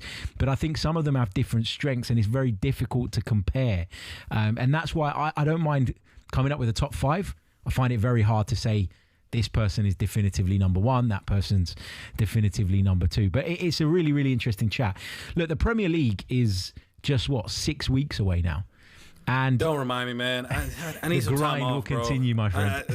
I need some time off. I'm very much, look, as sad as I am to see this World Cup coming to an end, my mind is, I need a break. I'm looking forward to whatever week or two break, if I even get that. Because as you just mentioned, the Premier League starts in 6 weeks, and I'm sure there's some of the projects that I have to work on right now that I need to gear up for that. But it was brought up to me yesterday. I forgot who. I was on the phone with a friend of mine who's also in the industry, and he got his August schedule for what he's supposed to do, and he's like, yeah, bro, the Premier League starts next month. And I'm like, what?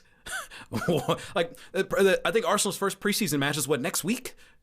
This is absolutely very, insane. Very soon, aren't they? Very, very soon. It's crazy. There is no turnaround time, really. But I mentioned the Premier League is 6 weeks away because obviously there's a lot of talk about transfers. The only transfer that Arsenal have completed was the signing of a goalkeeper, Illan Meslier, former Leeds United goalkeeper. And that's got me thinking about the bigger picture in terms of transfers. Are you at all, from an Arsenal perspective, nervous about this summer's window? Because, just gauging what people are saying online, there is a little bit of agitation, a little bit of frustration about the lack of real meaningful business so far.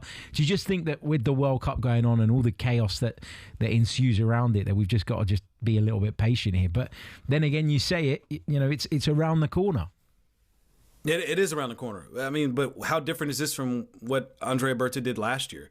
When the initial window opened up prior to the Club World Cup, Arsenal was not active. They were in a bunch of conversations with a bunch of players, and they didn't make their first move. And it wasn't until the Gyökeres signing, which happened around this time, if I can recall correctly, leading up to their summer tour in Asia, when Gyökeres was signed. So I'm not the biggest fan in the way that Andrea Berta approaches the summer transfer window, if I'm being quite honest with you.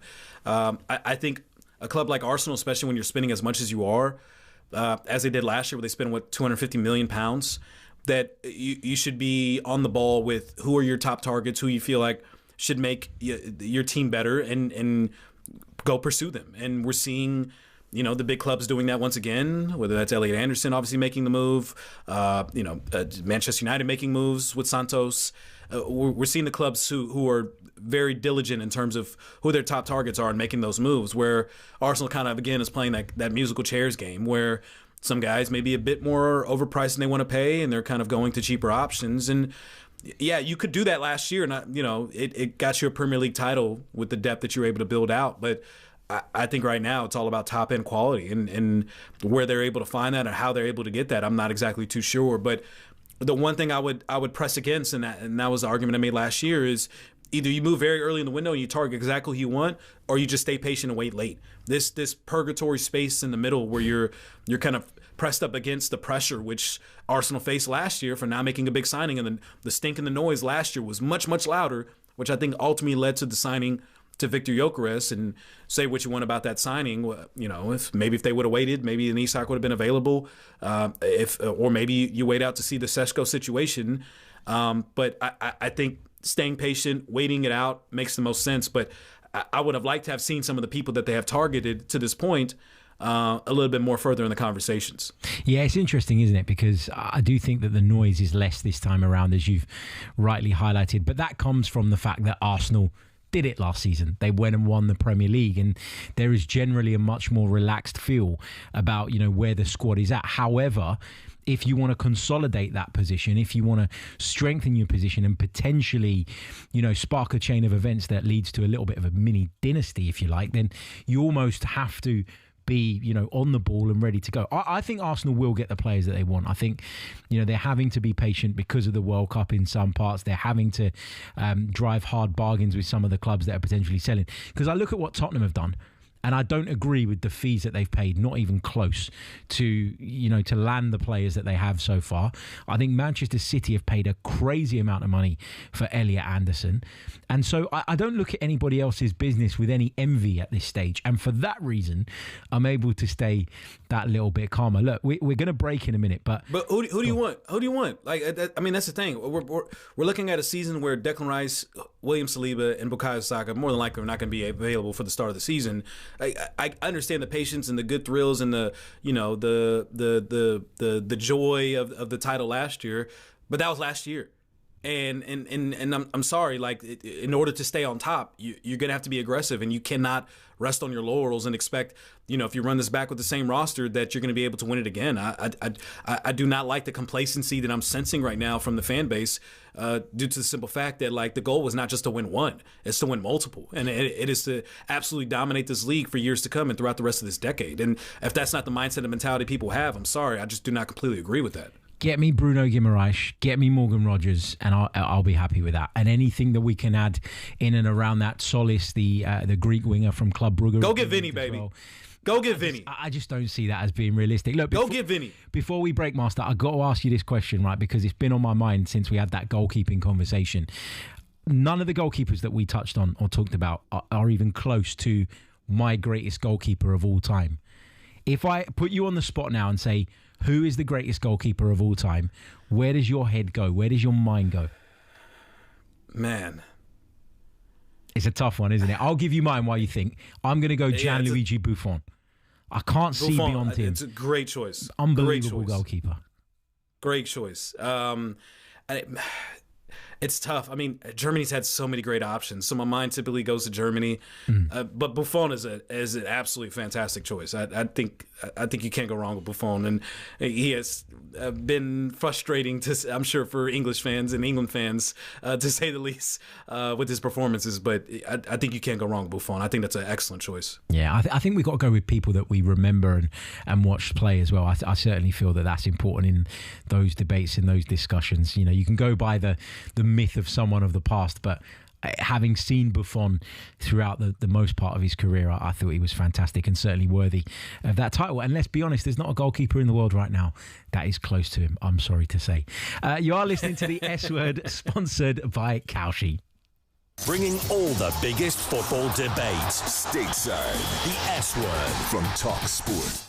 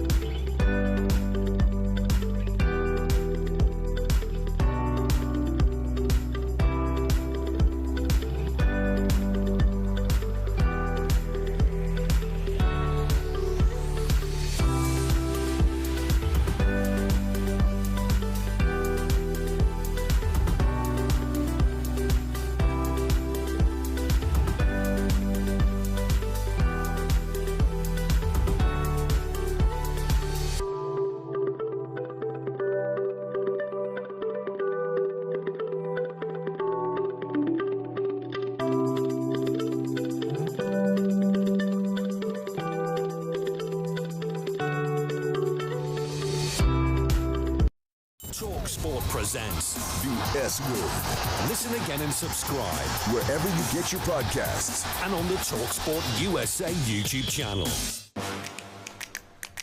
Welcome back to the S Word, powered by talkSPORT, with myself, Harry Simonsen, and Master Tez Fatsi. And what a show it's been. And we've still got a little bit of football chat to come your way. And we're going to talk Argentina, because you can catch, of course, what could be Lionel Messi's last ever World Cup match as an Argentina player. They take on Switzerland tonight. And, of course, it is live on talkSPORT.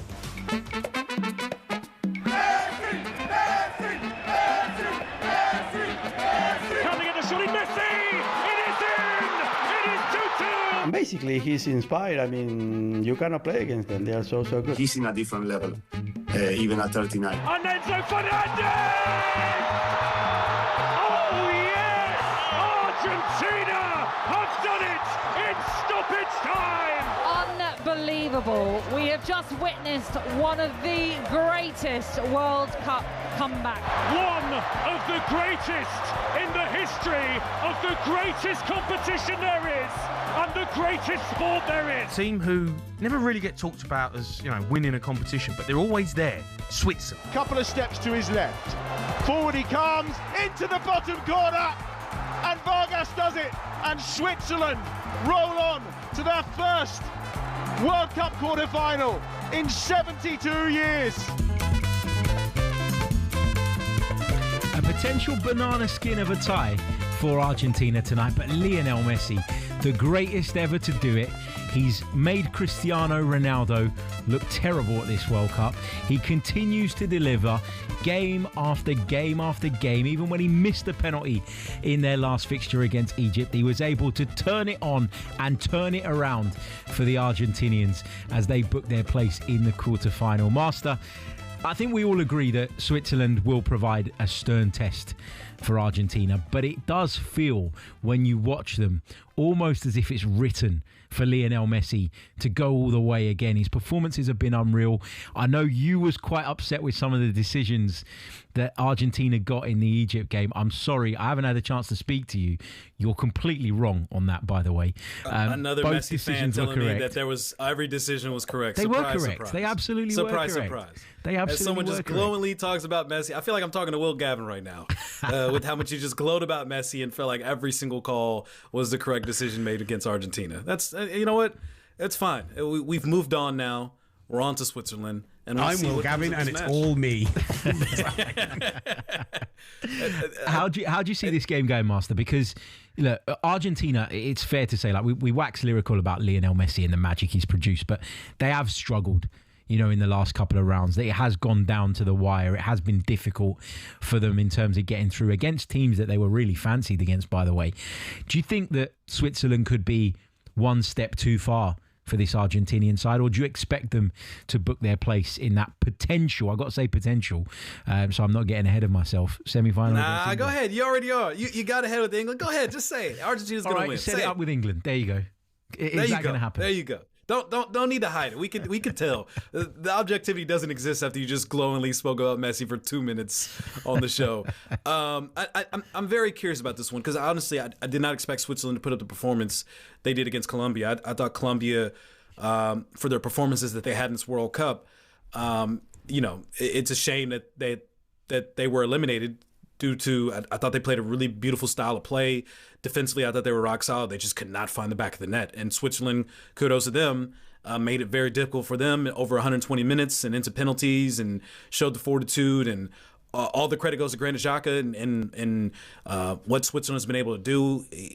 This guy, we thought when he left Arsenal that, you know, best of luck to him. All he does is, you know, go unbeaten in the Bundesliga, win that, win another domestic trophy, take Bayer Leverkusen to the Europa League final, and then obviously what he's done with Sunderland is now a recently promoted side and getting them into the top half of the Premier League. It truly is remarkable, and continuing that on to his national team now and having Switzerland on the doorsteps of a semifinal. I would not underestimate this Switzerland side. My only concern is, again, not having Manzambi, who I think has been the best young player in this tournament. Not having him fit and available, even though he wasn't fit and available against Colombia, they still found a way. And Ruben Vargas as well, who was not in the starting 11, but made his way as a substitution because of fitness issues that he's had. And again, Switzerland has found a way. So, we keep giving credit to Argentina for being able to find a way, and absolutely deservingly so. But I think the same mentality has to be presented and acknowledged in terms of Switzerland and what they've been able to do to get to the quarterfinals. Yeah, I think the Swiss are a really stubborn side. They're really well drilled. They do have a good standard of players throughout the squad and in all departments. I just think with them, the thing that they're missing, which means that they never really truly sort of threaten in terms of going on to win these competitions, is for me they don't have enough of that star quality. Whereas somebody like Argentina, your England's with Harry Kane and all the rest of it. Spain have got, untold amounts of players that can do it. The French, Mbappe, Dembele, Olise, for example. They've got those match winners, match deciders. And I don't know that Switzerland have got enough of those players to be a real threat in terms of, going all the way. Because it almost feels, given what they've done in recent tournaments and how stubborn they've been and the fact that they always get to a really respectable stage, it feels almost disrespectful to say they can't win it, but I legitimately don't think they can for those reasons that I've just explained. I don't want this. Do you think Argentina has the legs, though? Do you think Argentina has the legs? Like that's the biggest question to this point, because I saw a stat, I think it was from The Athletic, where and we know Lionel Messi walks around most of the matches anyway, but walked around 63% of the matches in the World Cup. The one thing is that, and I witnessed this when I was there at Argentina, Egypt, and Atlanta, watching that comeback, and we've seen this time and time again. The workload the other 10 players have to pick up, or the other 9 outfield players have to pick up, to allow Messi to size up the game and figure out where the best place is for him to be successful. Again, he was having no success down the middle for the first 70 minutes, as Egypt had a tremendous game plan of being able to limit him and really just agitate him. And it wasn't until the substitutions were made where Lionel Messi moved out wider to the right side, where he found the space to operate and completely change the game. I think, again, but people don't see the other, when Messi's making that run and, Egypt stops them on that counter and they have possession, people don't see Lautaro Martinez going to fill in a Messi spot and everyone else filling in, and Messi walking back and aligning defensively. Like there's a lot of adjustments that all the other players have had to make and continue to make, and I think they are willing to make to make sure that Messi goes out the right way in his final World Cup. And it's very admirable and it's very noble, and it's actually beautiful and unselfish to see that level of connection. But how long can you do that, especially when Messi has been the engine for this? And I think their second leading goal scorer is Lisandro Martinez. It's a very imbalanced side, and at what is there's going to be a game where Messi can't come and deliver, and who's going to be able to step up? Is it going to be Enzo Fernandez? Is it going to be Alexis McAllister? Is it going to be Julian Alvarez? Is it going to be Lautaro Martinez? And again, these are some things that we haven't seen more or less as frequently or as often that I expected going into this tournament. What I would say, though, is the players that you've just listed off there are all really good players. And so this idea that beyond Messi, Argentina don't have enough, I don't really subscribe to that. I think you're right in saying that the team are having to adjust for Messi. They're having to pick up extra work for Lionel Messi. There's no question about that. But I think when game after game after game, the guy that you are tasked with facilitating goes out and does the business, I think as a player you can then believe in that and you can buy into it. Unlike Portugal, whereby you're trying to facilitate Cristiano Ronaldo and he's giving you nothing. He's giving you nothing. Like, I know he had some moments in this World Cup, but the whole team didn't give him nothing. Bruno Fernandes gave him nothing. Vitinha gave him nothing. That's fair. The wingers gave him nothing. Like the whole team. I mean, again, everyone's going to single out Cristiano Ronaldo for not giving nothing, but you could say that about the entire team. But you can't. The Premier League Player of the Season gave them absolutely nothing. But you can't ignore Cristiano Ronaldo's part. Because if you're sitting there saying that, I'm not ignoring it. I think a lot of other people are ignoring the other parts that other people did not participate in playing. I think absolutely Cristiano Ronaldo deserves the criticism he gets, but to single him out when, again, Vitinha and has been on this PSG side that has won back-to-back Champions League winners, and people are describing him as the best player in the world. Bruno Fernandes coming off of a Player of the Season campaign in the Premier League and setting the record for assists. We didn't see any of that performances from those two guys from a midfield that we thought was going to be the best midfield midfield in this tournament, or at least I thought. And I think the blame goes around in terms of the disappointment with Portugal. I don't think it's completely singled out Cristiano Ronaldo. That's fine, but Ronaldo's only comparable to Messi in that, you know, if you're talking about Ronaldo versus someone on another national team, is comparable in that both national teams are playing a player that is probably age-wise and physically not in tip-top condition anymore. Both national teams are playing a game that is based on extracting the qualities of those two players, regardless of their age. Argentina are doing it. It's working. Portugal were doing it. It wasn't working. And I would push back and say some of the reasons that those other Portuguese players are not delivering is because Cristiano Ronaldo was a hindrance to them. He was a massive hindrance to them. He was, you know, in dead positions so much of the time. We saw Lionel Messi the other day against Egypt not have any joy in the central areas. So late on in the game, he goes out and plays on the right because he's got the intelligence. And he's not stubborn enough to go, well, no, I'm here and they need to find me. I'm going to go and make something happen. I'm going to go and change our fortunes. I'm going to go and change the pattern of this game. And I think that's the fundamental difference. We are running out of time, Master, but I do want to quickly put these comments to you because Jorge Jesus has been named as the Portugal manager. And while we're on the subject of Ronaldo, he has called Ronaldo a symbol of Portuguese football. But when questioned about his selection going forward, he said, as long as he's playing and is in a condition to be selected, I will pick him within certain limits and under the conditions that I consider best for the national team. He's already shown more cojones than Roberto Martinez has with that statement in itself. So the new coach coming in, I don't think is going to have Cristiano Ronaldo going forward, which kind of makes the point for us, doesn't it? I mean, we'll see. I mean, he just coach Cristiano Ronaldo. So I think there's a lot to be said in terms of how that unfolds. I expect Cristiano Ronaldo probably to still be with Portugal for the upcoming Euros. Whether he can last and make it to the World Cup, I don't know. He said it's his last World Cup. We'll see if that's the case. But I'll see it when I believe it. I mean, when I see that, then I'll actually believe it. Until then, it's introductory press conference. He's trying to win the people over, and if he did that, then by all means, he did that. He's trying to win the people over because he knows that's what the people think. It's not what the Portuguese FA think, but that's what you think. That's what the Messi fans think. I don't know if that's exactly what Portugal's a completely different subject and conversation, which we can get into another show. But don't let your Messi biasness to take over the show at the end here. That's what the sane people think. Anyway, we've run out of time. That's all from us today on the S Word. Thank you so much for watching. It's been a lot of fun, Master. It's been an absolute pleasure to talk football with you again. We'll be back at the same time tomorrow with plenty more. Don't forget to follow us on all our socials. You've been watching The S Word, sponsored by Kalshi. The Daily Deep Dive.